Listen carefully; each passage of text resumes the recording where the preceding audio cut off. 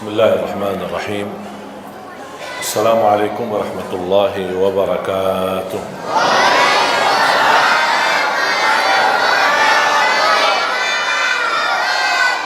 الحمد لله رب العالمين.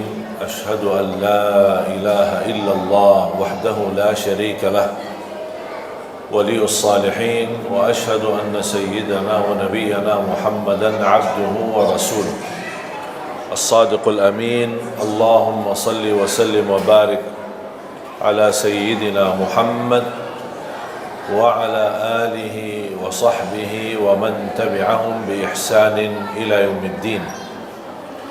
سبحانك لا علم لنا إلا ما علمتنا إنك أنت العليم الحكيم. Para alim ulama, para kiai, para asatiz, para pembina Masjid Al-Huda dan juga pengurus dan seluruh keluarga besar DKM Masjid Al-Huda, semoga semua diberkahi Allah Subhanahu wa taala. Mohon maaf tidak disebutkan satu persatu, bapak-bapak, ibu-ibu, adik-adik, semua yang hadir, mudah-mudahan semua dimuliakan dan diberkahi Allah Subhanahu wa taala.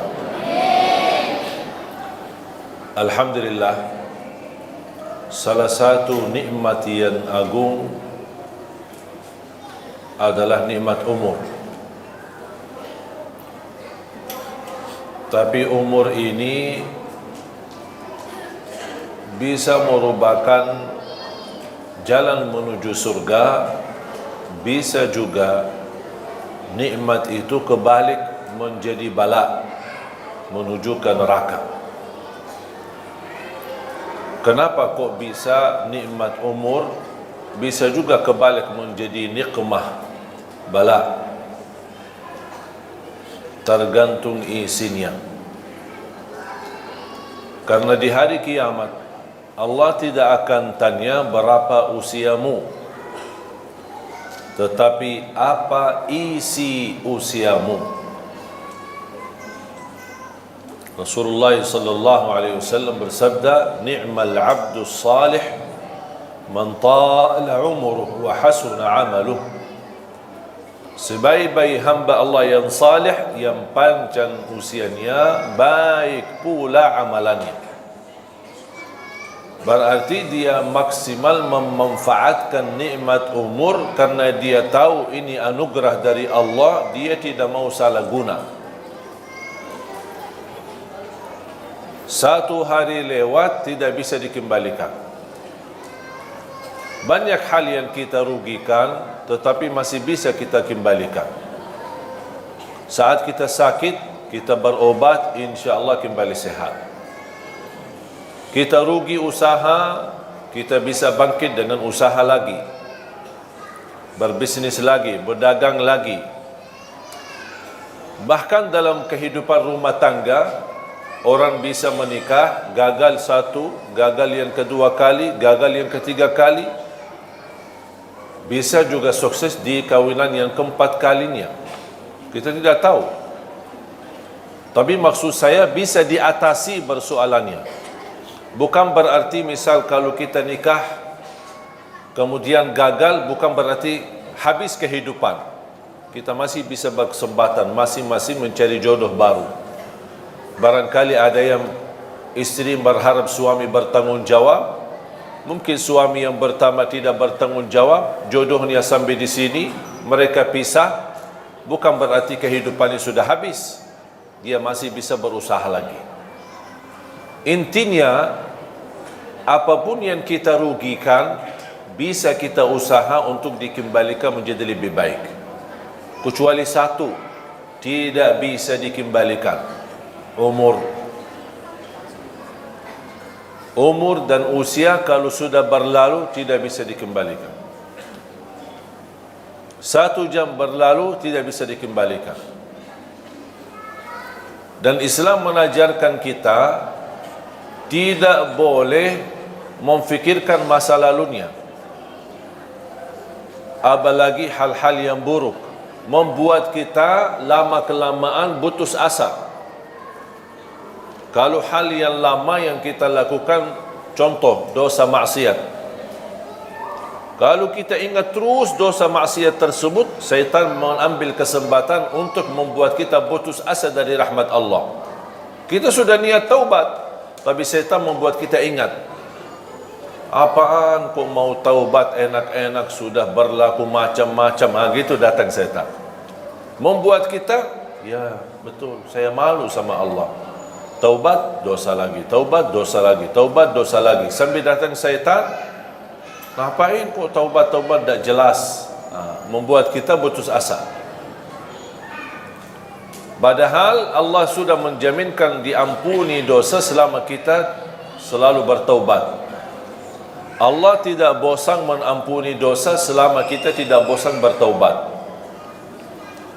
Seberapapun dosa kita pasti diampuni. Syaratnya taubat.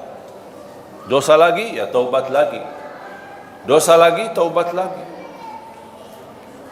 Kalau syaitan berhasil menggoda kita untuk berlaku dosa, jangan membuat rahmat Allah tidak berhasil membuat kita taubat.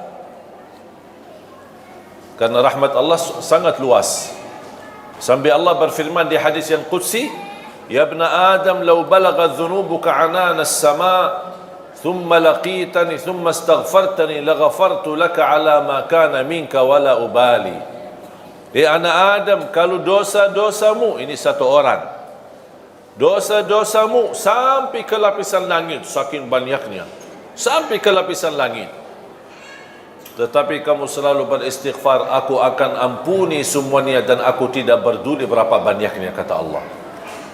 Allah tidak peduli berapa banyak dosa. Yang Allah pedulikan taubat kita, istighfar kita, memohon. Kalau Rasul saja, Nabi Muhammad sallallahu alaihi wasallam berhari istighfar sampai 100 kali, memohon ampun kepada Allah. Apalagi kita.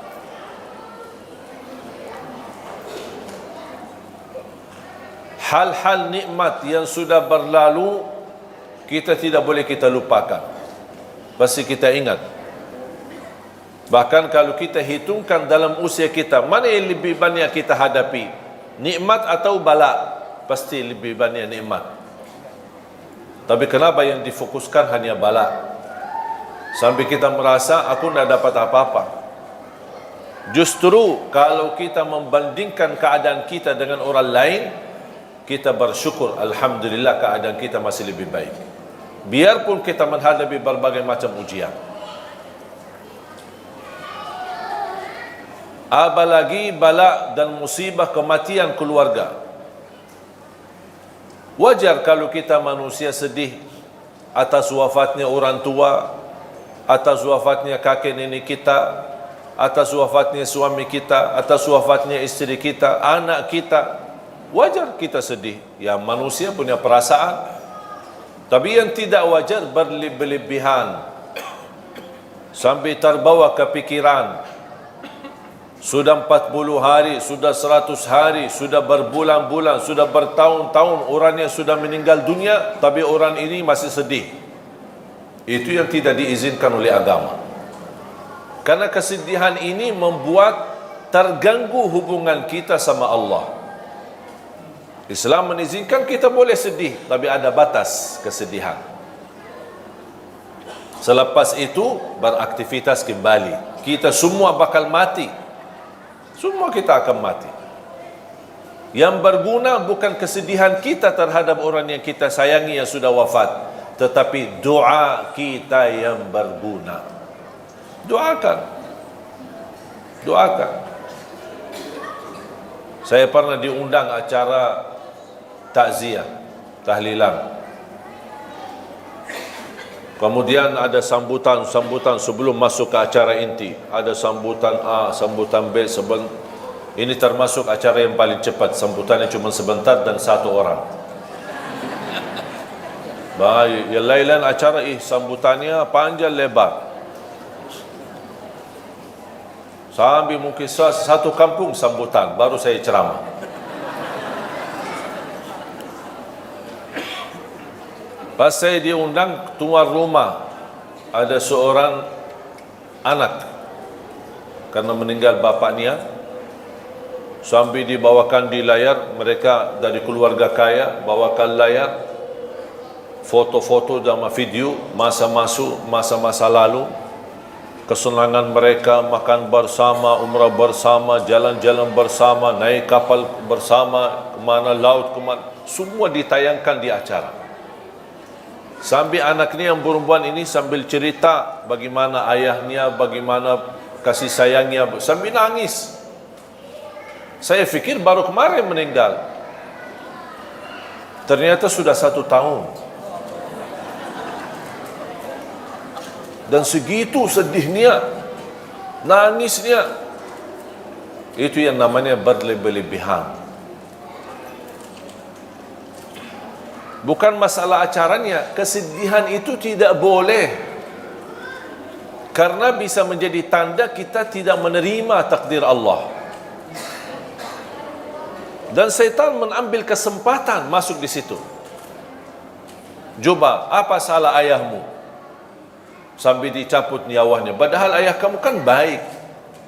Begitu bisikan syaitan, membuat kita kefikiran. Padahal kita tahu kematian itu hakul yakin, semua bakal mati. Kalau ada yang boleh kekal, itu Nabi Muhammad sallallahu alaihi wasallam. Karena di saat sakaratul maut, Allah tawarkan melalui malaikatul maut, mau kekal di dunia atau mau ambil wafat, pilih yang mana? Rasulullah SAW, karena sudah selesai tugasnya, sudah selesai dakwahnya, sudah sempurnakan agamanya, dia tidak mau milih hidup, malah dia justru berkata, Ar-Rafiq al-A'la, Ar-Rafiq al-A'la, saya ingin bertemu Allah. Sudah buat apa lagi saya hidup di dunia ini? Makanya Rasulullah SAW bersabda, Man ahabba liqa' Allah, ahabba Allahu liqa'ah. Barang siapa yang mencintai bertemu Allah, Allah juga cinta dan sayang bertemu dengan kita. Tapi ada orang, na'udzubillah, pas menghadapi sakaratul maut, dia tidak mau bertemu Allah karena perilakunya. Makanya kita harus berbaik sangka, harus bersenang. Kapan tiba saatnya, kita tunjukkan perasaan kebahagiaan, kesenangan. Itu kematian bukan berarti kita akan menghadapi keburukan. Justru yang membuat kita senang menghadapi kematian, karena selepas kematian kita akan bertemu sama Allah. Bahagia enggak? Ya seharusnya bahagia. Kita disuruh bertemu sama orang terkenal, atau sama orang pejabat besar, atau sama orang presiden. Masa kita tidak senang? Sama Allah aja kita merasa takut. Segala sesuatu yang kita takuti, kita tidak berani menghadapi. Binatang, yang membahayakan apa, atau ada seorang preman yang mengganggu kita dan orang zalim, kita melewati jalannya aja kita tidak berani, takut. Segala sesuatu yang kita takuti pasti akan kita melarikan diri dari apa yang kita takuti. Kecuali satu, kalau kita semakin takut pasti akan semakin dekat. Siapa? Allah. Tak ada orang mukmin yang takut sama Allah tapi dia kabur. Mau kabur ke mana? Mau ke mana lari? Tak ada yang bisa tolong selain Allah. Makanya semakin kita takut, justru semakin kita cinta, semakin kita dekat sama Allah. Bukan takut dihukum, tapi kita merasa ada rasa takut karena belum mampu menyempurnakan hak Allah. Ini yang membuat kita semakin enak, semakin dekat, semakin senang, semakin suka beribadah, semakin suka berzikir. Karena hubungan kita sama Allah tidak boleh terlepas dari 3 hal. Rasa harap, rasa takut, dan di atas ini semua adalah rasa cinta. Jadi bukan yang membuat kita mau beribadah karena kita mengharapkan saja, tapi yang membuat kita terdorong beribadah karena saya cinta. Masalah harapan itu belakangan, tahap yang kedua. Yang membuat saya takut menjauh dari dosa dan maksiat, menjauh dari durhaka sama orang tua, menjauh dari hasud, menjauh dari dengki, menjauh dari sifat sombong dan dosa-dosa yang lain. Apa yang membuat? Bukan karena dilarang dan saya takut melanggar larangan Allah. Yang membuat saya takut tidak berbuat dosa maksiat karena saya cinta sama Allah. Akhirnya kalau kita semakin cinta sama Allah, nikmat, harapan dan ketakutan akan semakin sempurna. Karena Allah tidak mau juga kita takut sampai putus asa. Takut dihukum, takut karena dosa maksiatnya terlalu banyak, menzalimi orang macam-macam. Jadi rasa takut semestinya membuat kita semakin dekat sama Allah. Sampai Rasulullah SAW bersabda, Inni la atqakum lillah wa akhsyakum lah. Aku yang paling bertakwa kepada Allah, kata Rasul, dan aku yang paling takut kepada Allah. Bapak Ibu jamaah sekalian dimuliakan Allah SWT, kembali lagi, yang mendorong kita saat beribadah tidak boleh terlepas dari 3 poin atau 3 hal. Harap. Apa yang kita harapkan dari Allah? Ridha. Kita harap Allah ridha. Kalau Allah ridha sama kita, beres, sudah selesai, tidak ada masalah. Kalau Allah ridha, berarti ibadah pasti diterima. Kalau Allah ridha, kekurangan pasti dimaafkan. Kalau Allah ridha, dosa pun Allah akan tutupi, karena Allah sudah ridha. Ada rasa takut, bukan takut dihukum, tetapi kita takut semakin beribadah, tapi ada rasa takut, jangan-jangan Allah tidak mau terima amal ibadah saya. Oh, barangkali ibadah saya belum baik, barangkali belum ikhlas, barangkali belum sempurna, ada kekurangan khusyuk. Saya kadang-kadang suka berzikir, tapi lebih banyak suka malas. Ini muncul rasa takut. Takut kekurangan ibadahnya, tidak sesuai dengan perintah, tidak sesuai dengan ajaran agama, tidak sesuai untuk meniru Nabi Muhammad sallallahu alaihi wasallam. Dan rasa takut itu akan mendorong kita akan semakin lebih baik.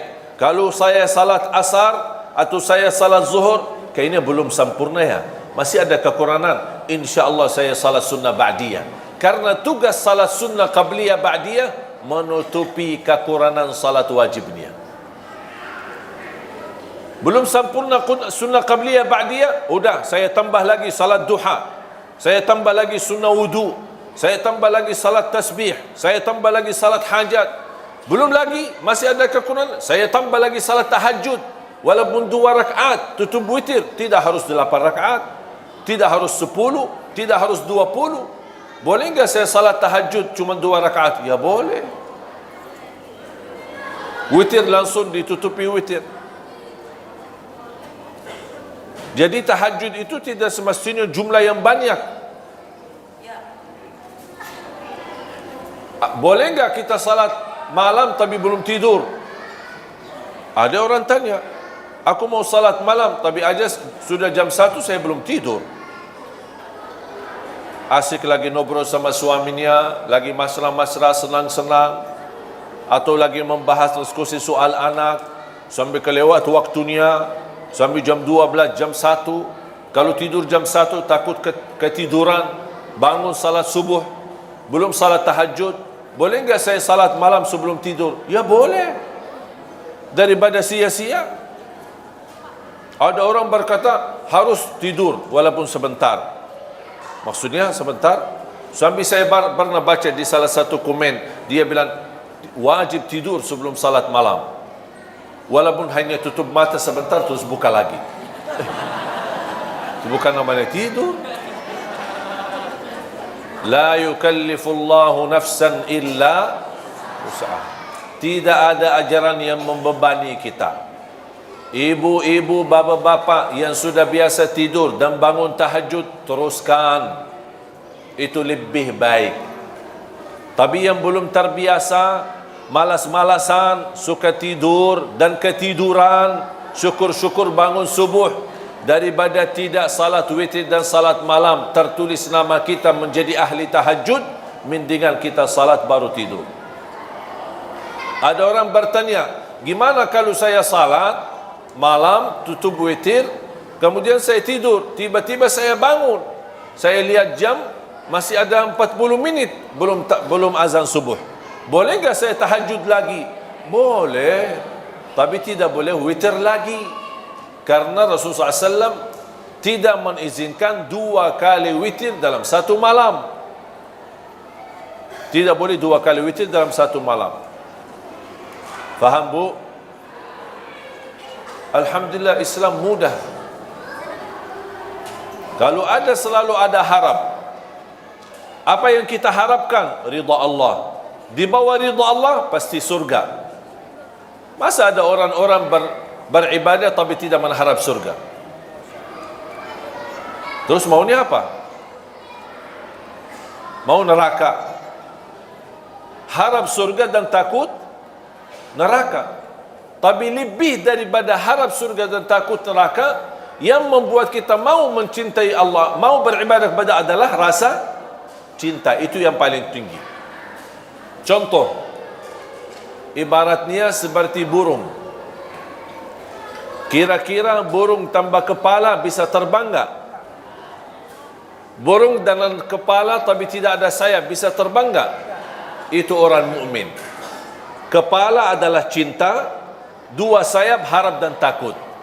Harus 3-tiganya ada supaya hubungan kita sama Allah semakin baik, bisa terbang. Tapi kalau kepala ada cinta sama Allah, ada orang cinta tapi ibadahnya tidak jalan, tidak ada harap, tidak ada takut, tidak ada perasaan sama sekali, tidak bisa jalan. Sampai ada orang berkata, aku tidak, kalau Allah takdirkan saya masuk neraka ya tidak apa-apa, saya ikhlas kok. Masa begitu doanya?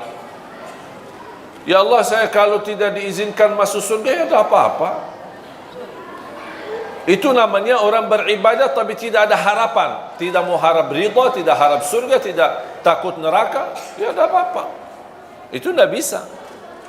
Cinta ada, rasa harapan ada, dan juga takut ada. Takut amalan ibadahnya ditolak, takut tidak diterima, takut tidak sempurna, takut sia-sia. Iman ada yang amalannya sia-sia, ada. Sampai Allah ceritakan dalam Al-Quran,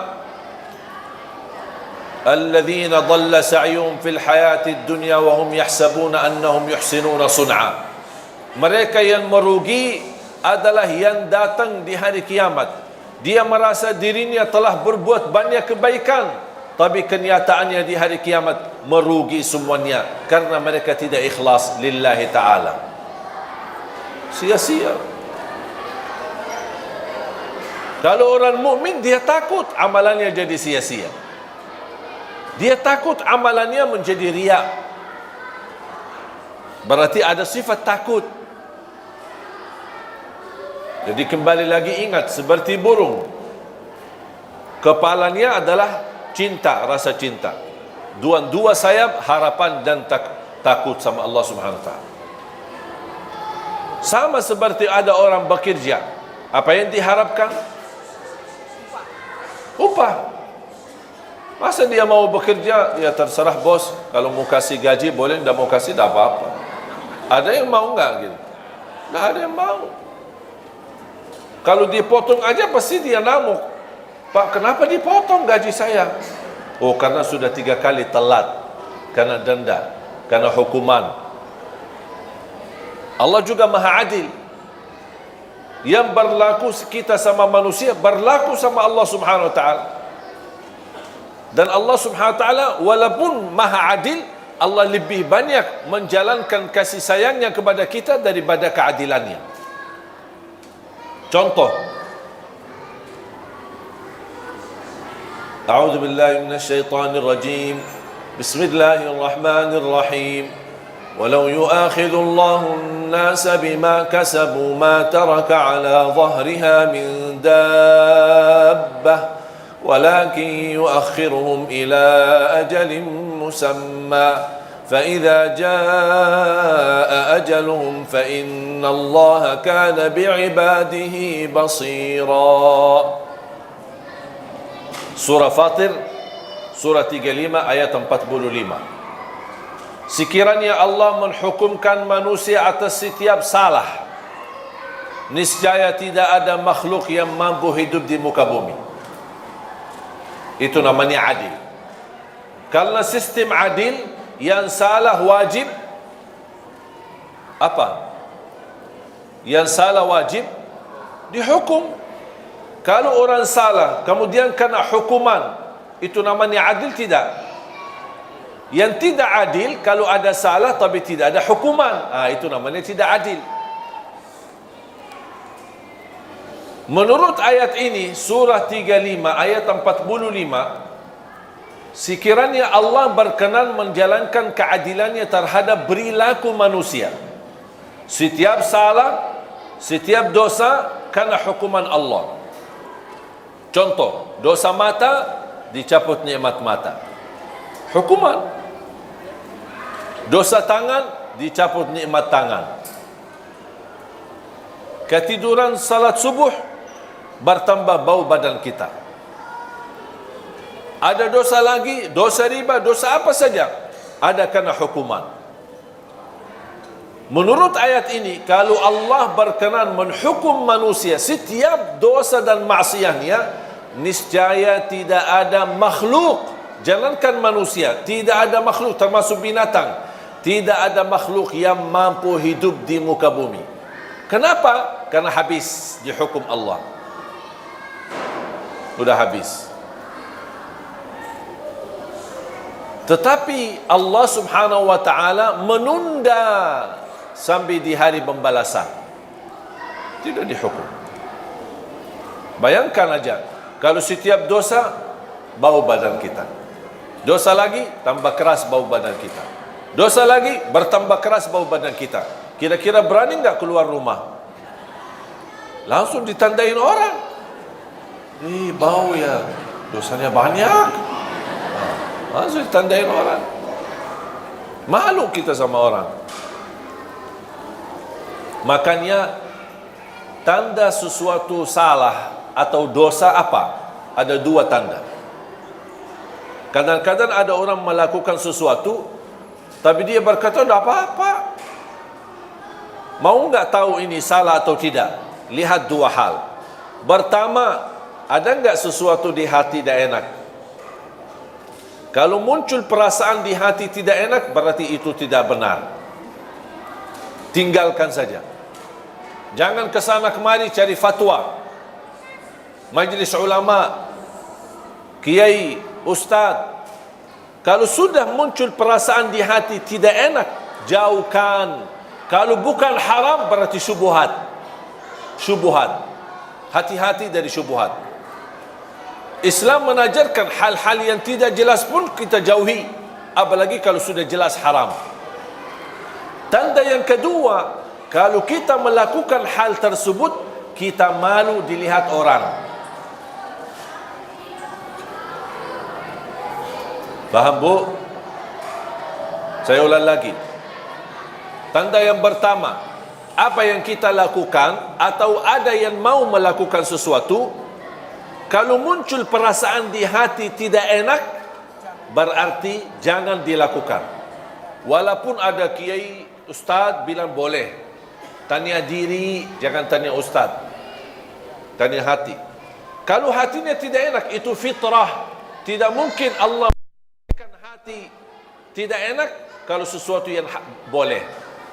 Kalau sesuatu boleh dalam pandangan agama, pasti hati enak. Kalau sesuatu yang tidak boleh, walaupun kita belum faham karena masih bodoh agama, tapi muncul perasaan tidak enak, berarti sudah cukup menjadi tanda Anda jauhi. Cukup. Walaupun hal itu tidak haram 100% atau tidak jelas haramnya, kalau muncul perasaan tidak enak, itu tanda kalau tidak haram berarti syubhat. Syubhat artinya belum jelas. Islam menajarkan kalau belum jelas, mendingan tidak usah. Daripada salah. Tanda yang kedua, kalau kita lakukan muncul perasaan, kalau ayah saya tahu, malu. Berarti tidak benar itu. Kalau guru saya tahu, pasti marah. Berarti tidak benar. Berarti kalau ada tanda malu dilihat sama orang atau ditahu sama orang, berarti ketahuilah yang kita lakukan itu tidak benar, tidak baik. Sudah faham? Dan ini bukan kata saya, itu kata Rasulullah sallallahu alaihi wasallam. Wal ithmu ma haka fi nafsika wa karihta an yattali'a alaihi nas. Dosa dan keburukan adalah yang jengkel di hati, ada perasaan tidak enak, kayak rasa gatal, kefikiran, di mana ya, itu sudah Rasul kasih tahu. Berarti Rasul mengajarkan kita, tanya hatimu dulu, tanya hatimu dulu. Hati yang suci, hati yang fitrah, insyaAllah tidak mungkin terima kemungkaran, tidak mungkin terima kebatilan, kecuali na'udzubillah kalau hatinya munafik, semuanya halal, bahkan yang haram jadi halal, boleh. Korupsi dia membolehkan, malah bagi uang korupsi untuk haji. Enak, dia fikir Allah mau terima. Allah maha baik dan Allah tidak terima selain yang baik. Jangan mencuri orang, curi hartanya terus sedekah. Saya suka anak yatim, tapi diambil curian orang. Nah, Allah tidak bakal terima. Allah terima yang halal. Dari mana dan kemana? Makanya kita ingat, kembali kepada fitrah dan hati kita yang suci. Apapun yang jengkel di hati atau kita malu dilihat dan ditahu sama orang, berarti sudah menjadi tanda cukup buat kita tidak melakukan hal tersebut. Bapak Ibu jamaah sekalian dimuliakan Allah Subhanahu wa taala. Manfaatkan usiamu. Allah sendiri bersumpah dalam Al-Quran, wal 'asr innal insana lafi khusr illa alladhina amanu wa 'amilus salihat wa tawasaw bil haqq wa tawasaw bis sabr. Demi masa, demi waktu, apapun di dalam Al-Quran, kalau Allah berani bersumpah, itu berarti tanda sesuatu kemuliaan di belakang sumpah itu. Ada sesuatu kemuliaan di belakang sumpahan Allah Subhanahu wa taala. Allah ingin menyampaikan kepada kita, demi masa, demi waktu, berarti waktu dan masa itu berharga bagi Allah Subhanahu wa taala. Allah boleh bersumpah dengan apa saja, tapi kita manusia tidak diizinkan bersumpah kepada selain nama Allah. Demi Allah, wallahi, lillahi. Tapi kalau Allah bersumpah banyak, wasyamsi wa duhaha wal qamari idza talaha wad duha wat tini waz zaitun wal fajr was samai wat tariq was samai dzatil buruj. Ini semua namanya sumpah. Dan Allah berhak bersumpah dengan apa saja, termasuk wal asr. Allah bersumpah dengan demi masa, demi waktu. Gara-gara waktu dan masa, banyak manusia bakal merugi, kata Allah. Kenapa merugi? Karena dia tidak memanfaatkan waktu itu. Termasuk waktu adalah umur. Makanya sebaik-baik hamba, yang panjang usianya baik pula amalannya. Sebaliknya seburuk-buruk hamba, yang panjang usianya tapi buruk amalannya.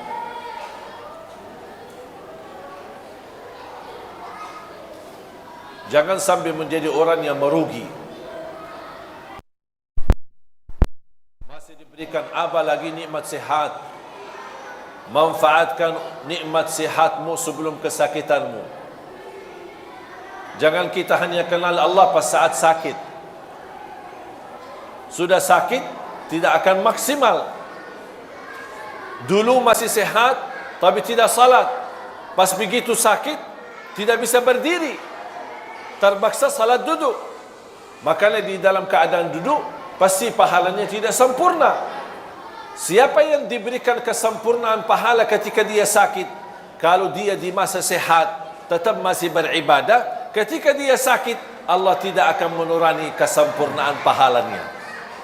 Karena dia di masa sehat, tetap jaga ibadah. Beda sama yang dikurangi pahalanya, Di masa sihat dia tidak beribadah, pasti masa sakit dia ingat sama Allah. Allah tidak akan sempurnakan pahalanya.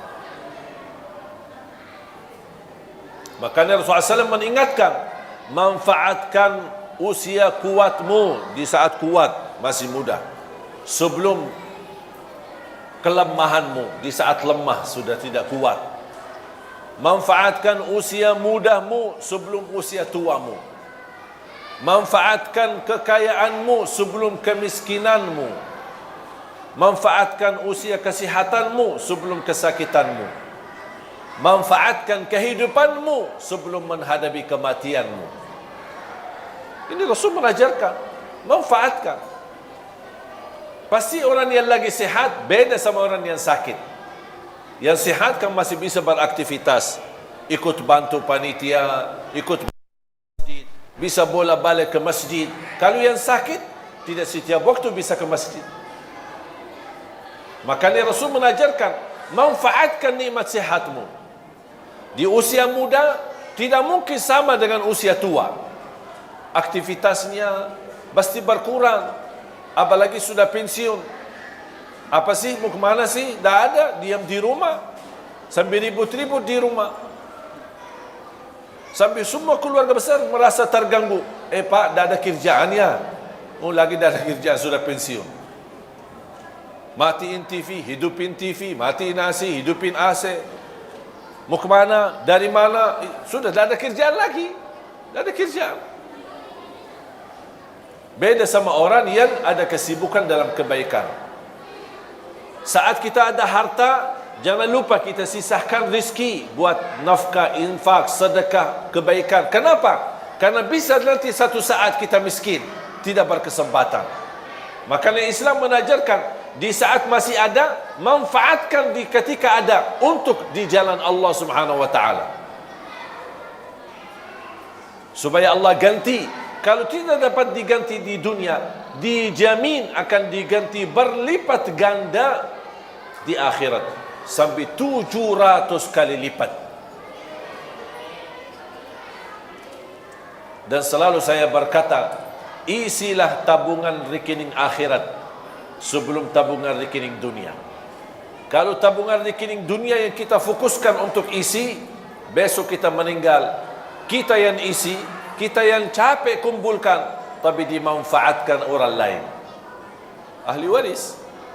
Syukur-syukur kalau ahli waris salih-salihah, kalau tidak ribut-ribut.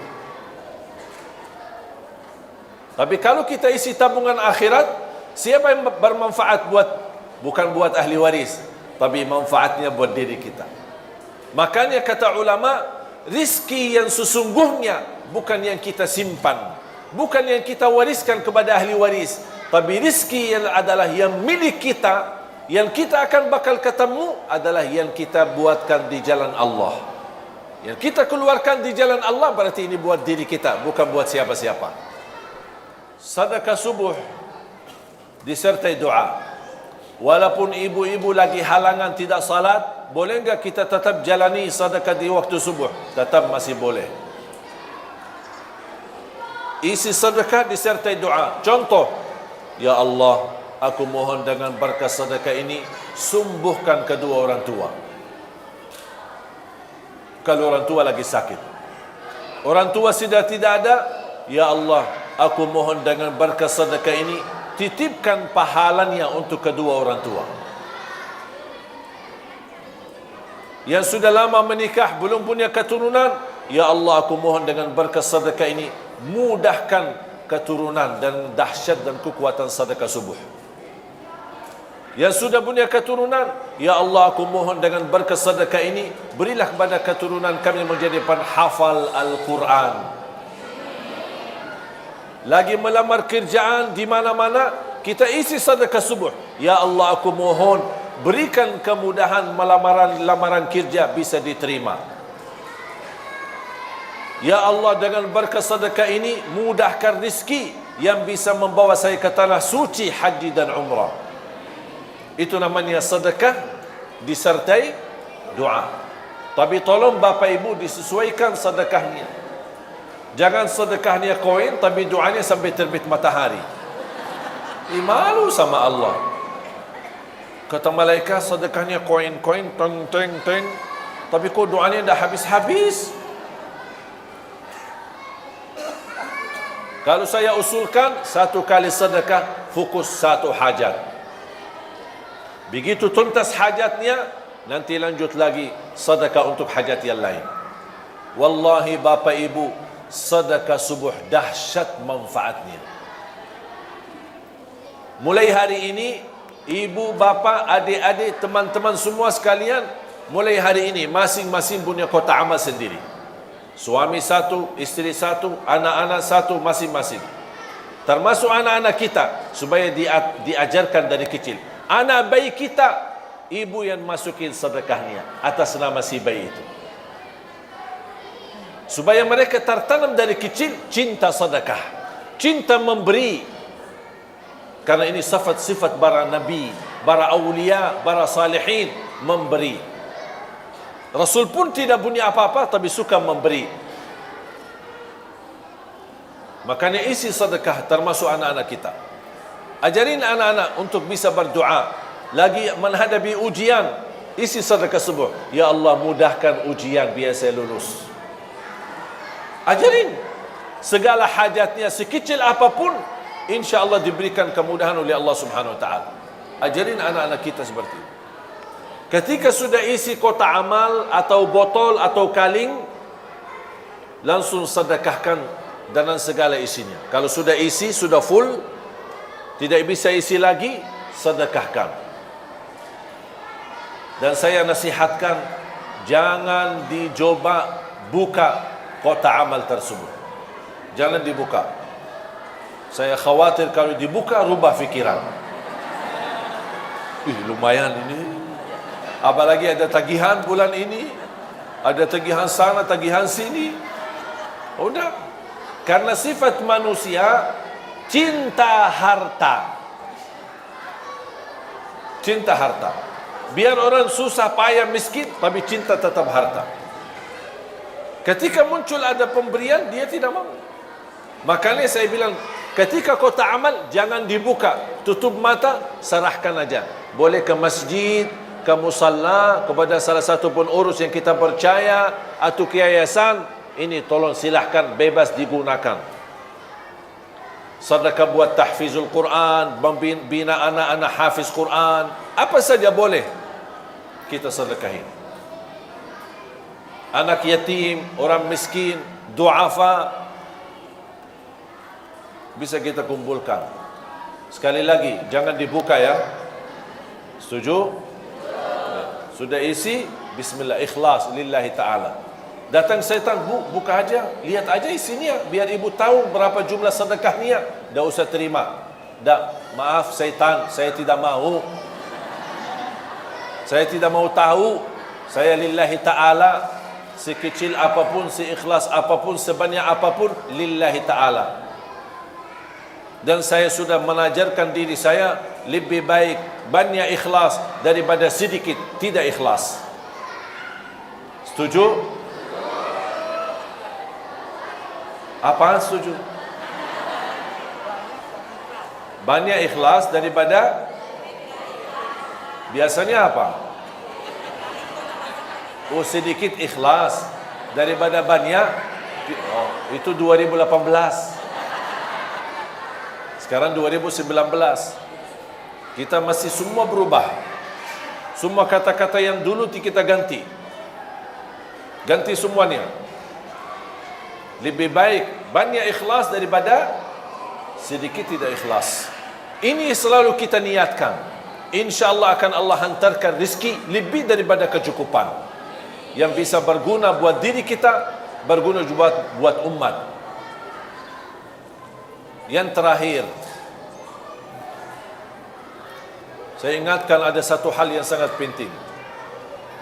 Ya, silakan Pak Guru.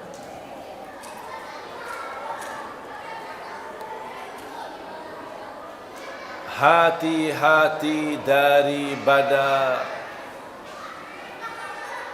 dosa jariah.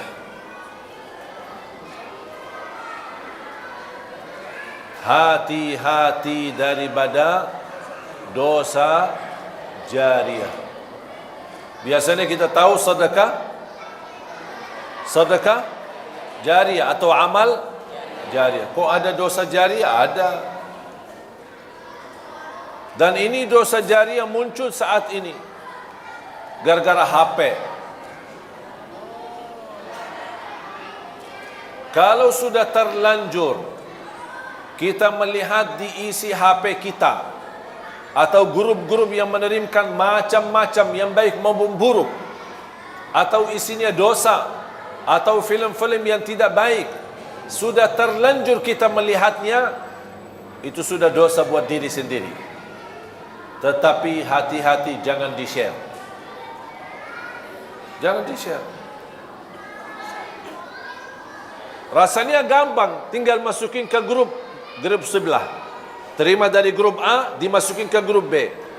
Tapi kalau sudah masuk ke grup B, akan disebarkan kemana-mana. Itulah yang akan kita bawa dosanya sampai hari kiamat. Kita mati, tapi buku amal belum tertutup, karena ada isi dosa-dosa terus. Yang kita harap, buku amal terbuka, supaya kebaikan yang terisi. Sedekah jariah kita, amal jariah kita, bukan dosa. Hati-hati jemaah sekalian. Kalau anda merasa malu menegur kemungkaran, ada orang kirimkan satu video atau satu rekaman atau satu tulisan, tapi kita malu menegur karena itu mungkar, dosa, tapi kita merasa malu. Kalau saya tegur, nanti aku baru belajar 2 hari ku jadi ustaz.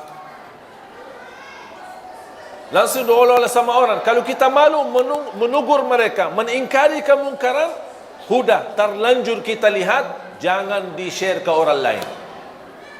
Walaupun itu satu orang. Bayangkan kalau satu orang ke satu orang ke satu orang, dari grup ke grup ke grup, bisa merebarkan banyak.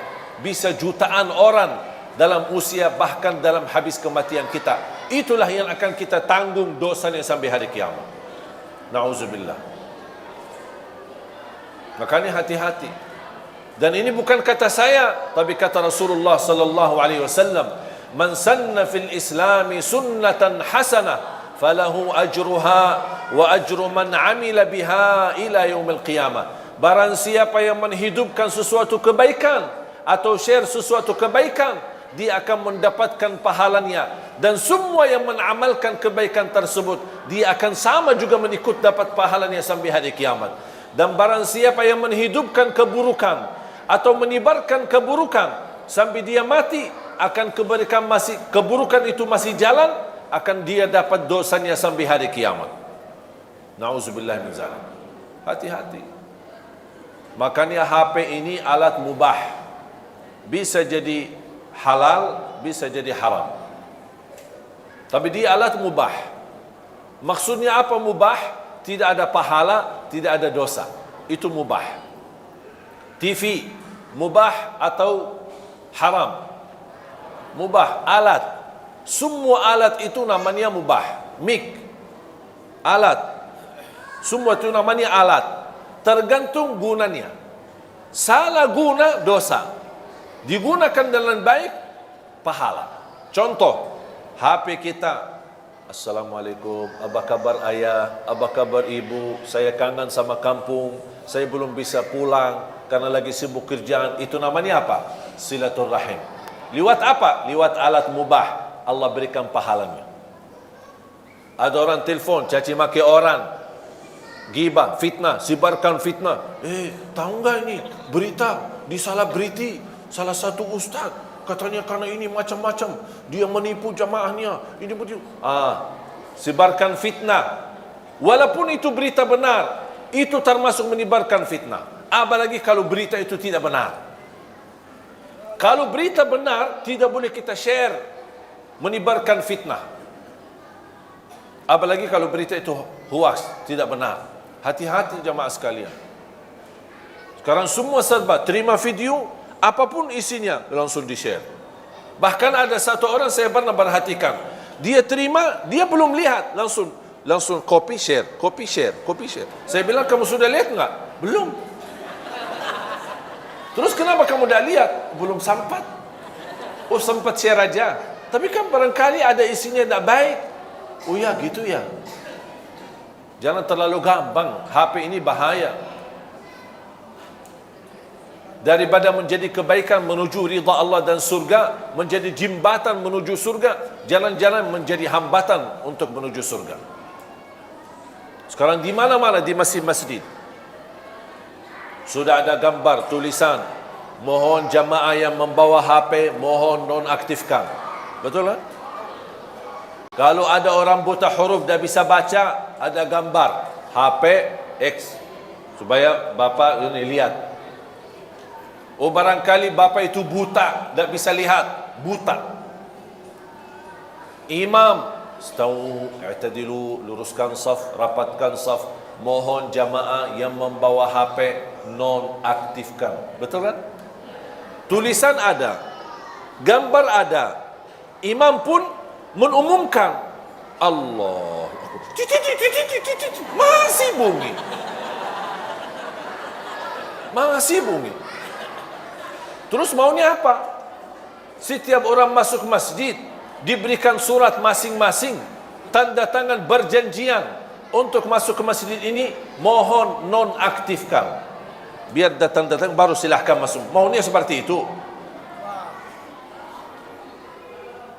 Yang lebih parah lagi, kalau anggaplah manusia, mohon maaf, Ustaz, jangan berlebih-lebihan. Kadang kita kan manusia suka lupa. Kadang-kadang walaupun imam sudah mengumumkan, tapi kadang-kadang kefikiran, tidak sadar, saya lagi menghadapi masalah. Ya, saya maafkan. Kita lupa, kefikiran, apapun alasannya. Sudah terlanjur, Allahu Akbar, sudah terlanjur mulai salatnya, lupa nonaktifkan HP-nya atau diselang. Kemudian kita pas begitu salat, ada bunyi HP kita. Kenapa tidak gerakkan tangannya untuk dimatikan HP-nya? Saya pernah salat di salah satu masjid tarawih. Ada sebelah saya orang, imamnya lagi nikmat bacaannya, enak, terharu sekali bacaannya. Di sebelah saya ada orang bunyi HP-nya, lagu India lagi.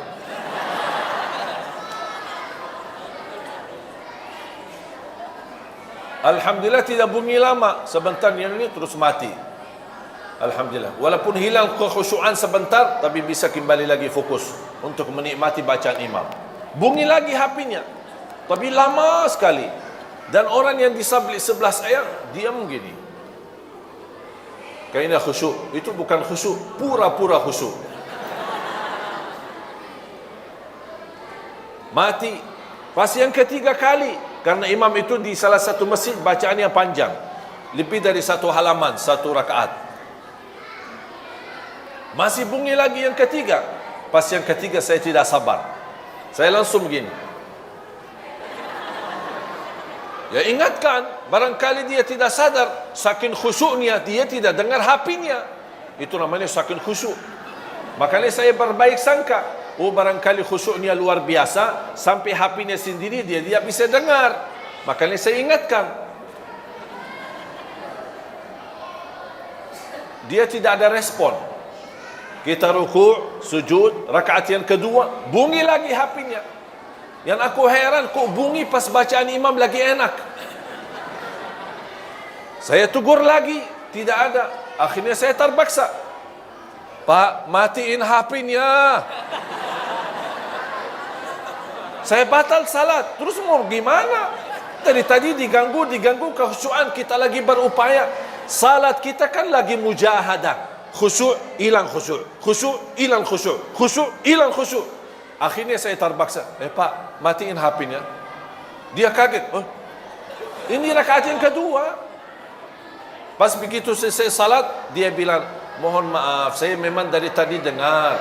Tapi saya dapat satu pelajaran. Katanya gerakkan tangannya 3 kali, batal salatnya. Saya bilang, dosa mana yang lebih besar? Gerakkan tangannya 3 kali, matikan HP, atau mengganggu ratusan orang di masjid? Mana yang lebih besar dosanya? Kadang-kadang hukum fikih jangan salah kita fikirkan. tergantung kondisi dan keadaan. Kalau seperti ini, gerakkan tangannya, matikan HP-nya, lanjut salatnya, daripada mengganggu ratusan orang yang lagi nikmati salat khusyuk. Karena orang salah memahami persoalan fikih, tapi akhirnya dia membawa dosa yang lebih besar gara-gara masalah fikih yang kecil. Oleh kerana itu jamaah sekalian, nikmati usiamu. Kalau kita terlanjur dosa, ingat, alhamdulillah masih dibukakan kesempatan bertaubat. Dosa lagi, taubat. Dosa lagi, taubat. Dan selalu kita memohon ampun kepada Allah Subhanahu wa taala. Semoga semua diampuni dosanya, disucikan hatinya, dibersihkan jiwanya, diberikan kemudahan dalam segala urusannya. Ya Allah, atas izinmu kami sama-sama berkumpul di masjid ini. Berilah kepada kami kemuliaan, sama-sama bertemu kembali di dalam surgamu ya Allah, bersama Nabi Muhammad sallallahu alaihi wasallam. Ya Allah, berikan kepada kami kemudahan, bisa ke tanah suci, haji dan umrah, dan ziarah Nabi Muhammad sallallahu alaihi wasallam. Birahmatika ya arhamar rahimin. اغفر لنا وللمسلمين والمسلمات والمؤمنين والمؤمنات الأحياء منهم والأموات. Ya Allah, rapatkan saf kami, satukan hati kami, rapatkan saf para ulama-ulama kami, para kiai kami, para habaib kami, agar mereka mampu bersatu membina umat ini agar menuju ridhamu ya Allah, untuk menjadikan Indonesia baldatun tayyibatun wa rabbun ghafur. Birahmatika ya arhamar rahimin. Rabbana atina fid dunya hasanah wa fil akhirati hasanah wa qina adzaban nar. Walhamdulillahi rabbil alamin.